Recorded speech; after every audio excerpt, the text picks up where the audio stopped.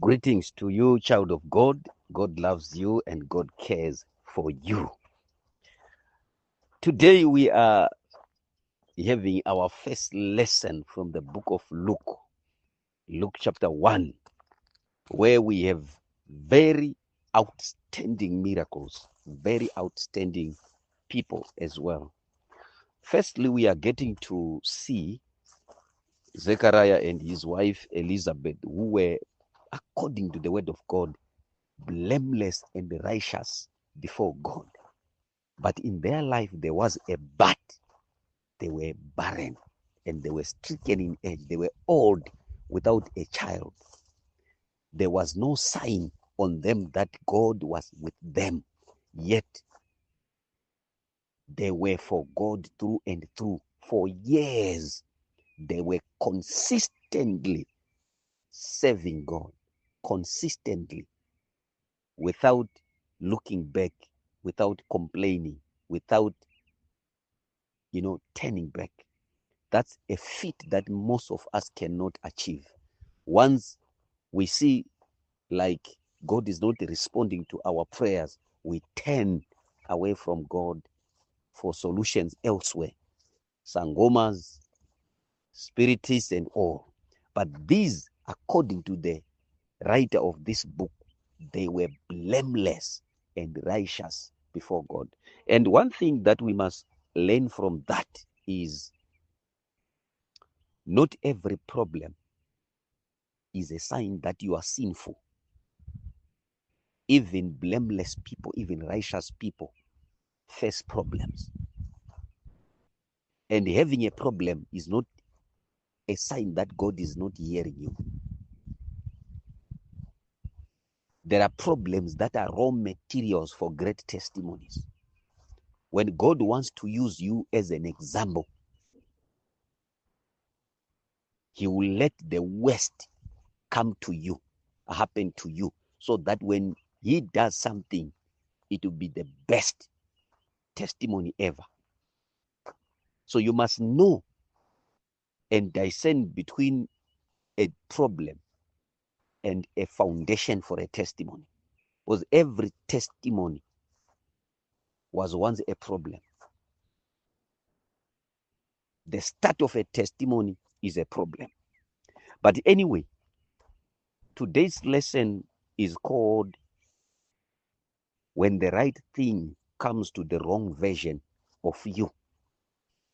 When the right thing comes to the wrong version of you.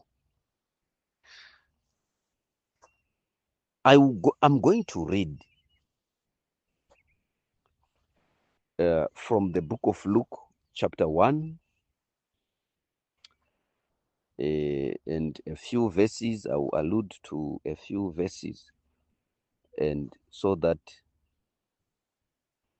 right, I'll read from verse 18, where it says, And Zechariah said unto the angel, Whereby shall I know this? For I am an old man, and my wife well stricken in years. And the angel answering said unto him, I am Gabriel, that stand in the presence of God, and am sent to speak unto thee, and to shew thee these glad tidings. And behold, thou shalt be dumb, and not able to speak until the day that these things shall be performed, because thou believest not my words, which shall be fulfilled in their season. Right. We are now seeing two different people here. The praying version of Zechariah. But that prayer version, imagine he was still praying. I don't know, but the angel of God said, your prayers have been heard. Your wife Elizabeth will have a child. Are we together? There are people who are good at praying, but they are not good at receiving. They are prayer warriors, but they are not receiving warriors. That's the difference. And the version of you that prays is not the version of you that receives. So if an answer comes to the wrong version of you, that answer will miss you, or you miss the answer. So prayer must work for you, and it must work on you.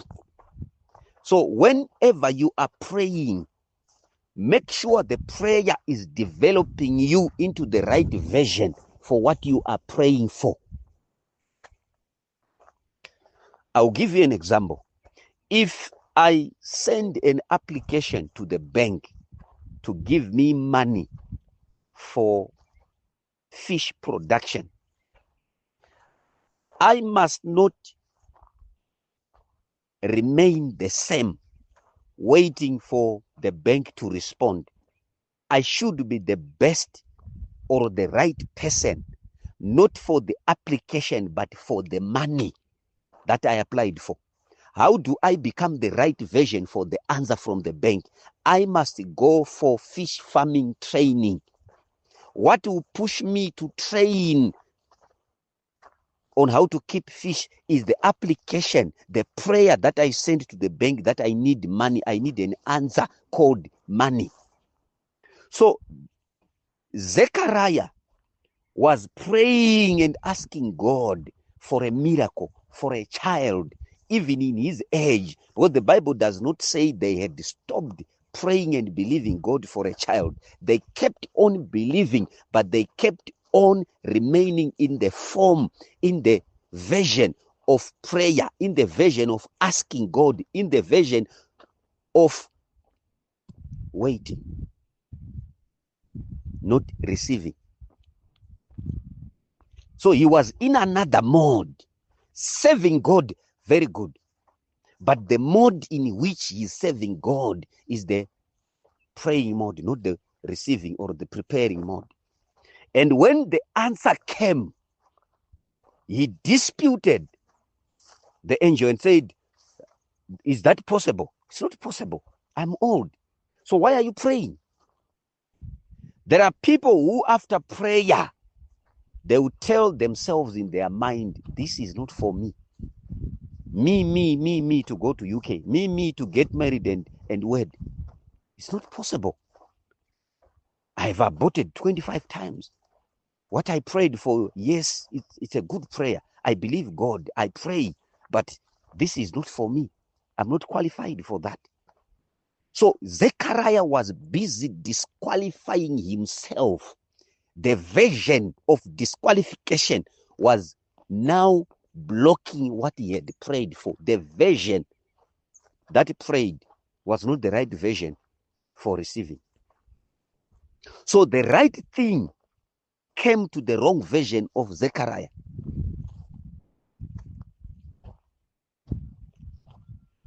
Oh, if you go down again, you see Mary received, these people received prophecy from Gabriel, Mary and Zechariah. And Zechariah was a priest, a man of God. He was a pastor. But when God spoke to him about what he had been praying for years, he didn't believe it. But Mary, Mwanawe Sangano, Mary, an usher in church, a normal believer, an ordinary believer, believed God. So we have a man of God who is prayerful but is not a believer. His revelation of God is not better than Mwanawe Sangano. So this type of a pastor will become a limitation to his followers, a limitation to his congregation. There are things that are not happening in your life, not because you have not prayed for them, because your gatekeeper, your pastor, does not believe, is not a believer into the mighty works of God. He believes in prayer. He believes in God, but he doesn't believe in miracles. He doesn't believe in the mighty works of God. He doesn't believe even in answers. God had heard Zechariah, but Zechariah did not believe that God had heard him. Maybe he believed that God hears prayer, but he didn't believe God hears his prayer. That's another way of understanding it. But if you look at it, like I said, what a man of God couldn't believe was believed instantly by an ordinary woman. Mary believed immediately, and he said, let it be according to your word.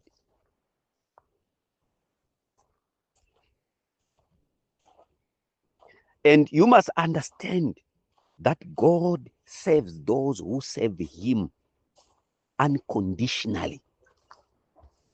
Despite his problems, Zechariah served God like he didn't have a problem. And for your own information, the angel, the answer to his prayer did not come where the problem was. The problem was at home. It was Elizabeth who was barren.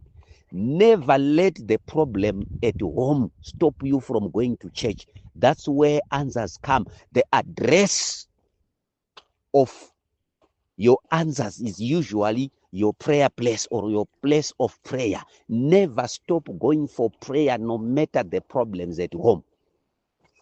You can only overcome problems at home if you start looking problems, overlooking them, and go to church and go for prayer. And check something that happened. The angel is visiting Zechariah, coming to him with an answer to a problem that is not there, a problem that is at home. And where is the angel coming? At the altar of incense, where he is giving God something. Never stop giving God what is due to him, be it praise, be it incense, be it a gift, be it an offering, because he has not given you anything. If you want to see angels, raise altars. You have altars in your house.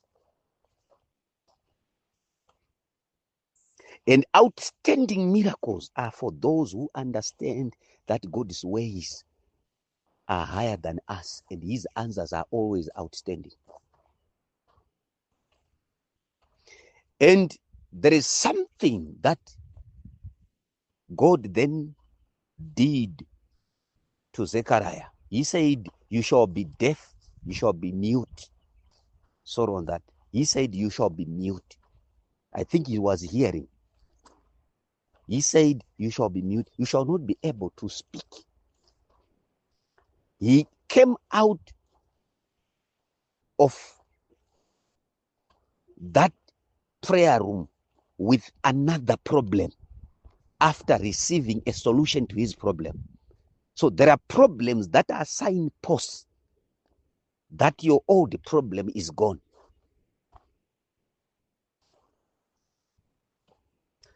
Kune problem inotaridza kuti problem yako yapera. Ingori signpost yekuti problem yako yapfuura. I'll give you an example. If a sick man begins to ask for food every hour, and you are complaining with, arongoti ndipei porridge, ndipei mvura, ndipei porridge, hour. Yes, that is a problem. But you must also know that he is on his way to recover. He is healed. His appetite is back because he is healed. So this is a problem. That is a sign that his problem is gone. So the first problem was barrenness. The second problem was having your husband coming from prayer, mute, unable to speak. Just imagine you are barren and your husband is coming from serving God, mute, coming back from church with another problem. Many people go through that. You went to church without the problem that you have today. It started in church. But child of God, hear this. That problem you are having now is a sign that your old problem is gone. Don't stop going to church because that problem started in church. This problem actually started in church. Akabuda mchurch nayo akaenda kuchurch asina problem hiyo, akadzoka kuchurch ane problem. And it was A true encounter yakaita na Gabriel. Not with a false man of God, not with a wrong church, but the right church, the right God, the right angel, holy. But he came out with a problem. So not every bad thing that happens in church is ungodly. And not every problem that comes when you are in church is a problem. God was now making Zechariah the right person for the right answer that was coming. Zechariah, during prayer, he needed his mouth to speak. But Zechariah did not need his mouth during the testimony time. He was going to jeopardize everything.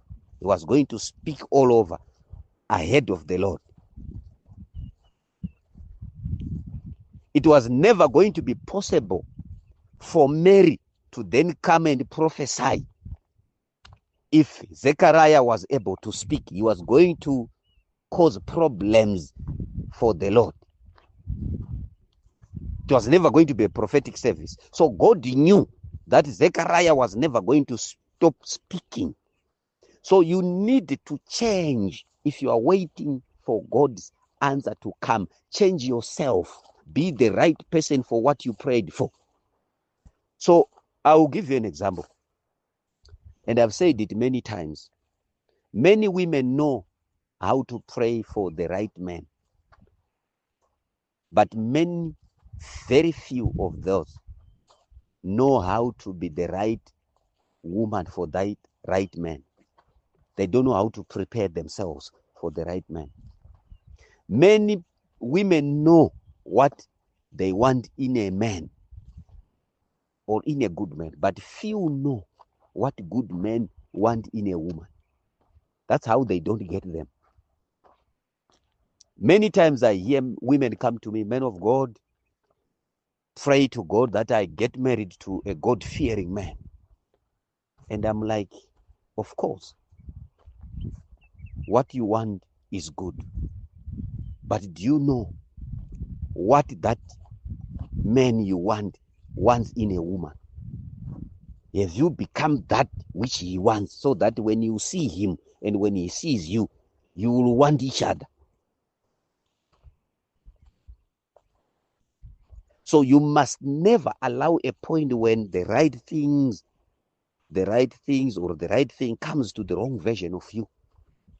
Imagine praying for a God-fearing man for marriage, and when he comes into your life, you yourself, you are still going to parties. You are still not the best version of yourself that is loved by this type of a man.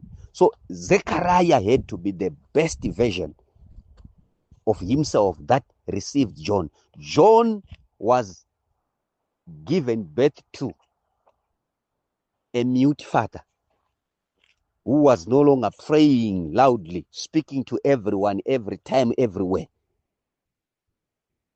And if you read down again, it was until 6 months that Elizabeth did not come out of her house. Because of what she was carrying, she kept herself away from people. If you are still being seen everywhere with everyone, you are not ready for anything big from God. There are times when you need to separate yourself and prepare for the big things that God has prepared for you. How do you separate yourself? It's not even physical. When you set yourself to pray and fast for 100 days, you are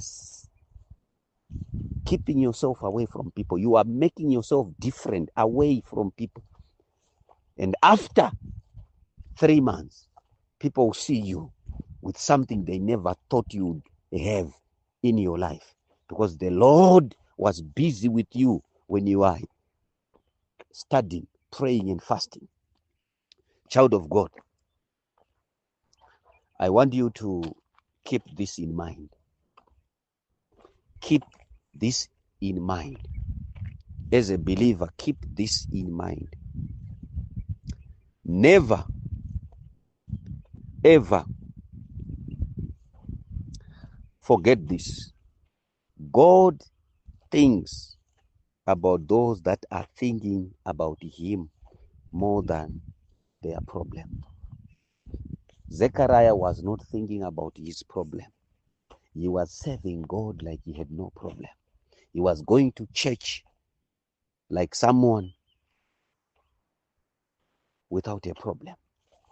Worshiping God, praising God, serving God like somebody do without a problem. And when a word came, when a prophet came, it came through him to him. How many can believe it when God prophesies to you through you? When God speaks to you through you? How many can believe that? How many can say, I had a dream driving a blue car. Now I have money, but the money that I have can only get me a carport. And they put a carport. And people come and say, whose carport is this at your house? And you say, the Lord spoke to me. I have a prophecy about a car. For nothing is impossible with God, according to Luke 1, chapter 1, Luke chapter 1, verse 37. So, child of God,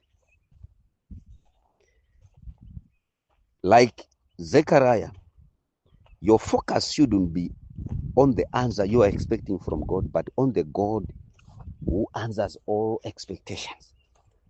And you must know that prayer is a game changer. Prayer is a cycle breaker. Prayer is a story changer. The story of Zechariah changed because he kept on praying consistently without stopping. And serving God is a type of prayer because the Bible says, whilst he was serving, the angel came and said, your prayer have been heard. Whilst he was serving God.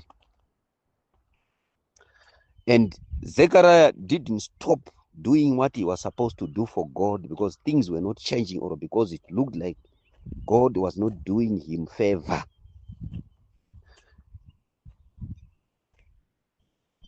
And the day Zechariah saved God, despite his problem, is the day God saved him from his problems.